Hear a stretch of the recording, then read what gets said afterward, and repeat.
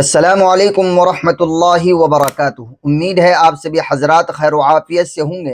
معزز ناظرین، آج کی اس ویڈیو کے اندر جو مسئلہ بیان کرنا ہے وہ مسئلہ عورتوں کے تعلق سے ہے، بالخصوص ان ماؤں بہنوں کے متعلق ہے جنہیں اللہ نے صاحب اولاد بنایا ہے، اولاد جیسی نعمت سے جنہیں سرفراز کیا ہے۔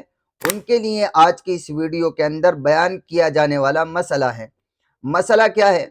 مسئلہ یہ ہے کہ عورتیں وضو کر لیں اور وضو کرنے کے بعد میں ان کو ضرورت پیش آ جائے اپنے بچے کو دودھ پلانے کی، تو اب سوال یہ ہے کہ اگر کسی بہن نے، کسی ماں نے، کسی عورت نے وضو کر لیا اور وضو کرنے کے بعد اس کے بچے کو بھوک لگنے لگی، اب وہ اپنی پستان سے بچے کو دودھ پلائے گی، تو کیا اپنے پستان سے بچے کو دودھ پلانے سے وضو ٹوٹ جائے گا؟ کیا وضو باقی رہے گا؟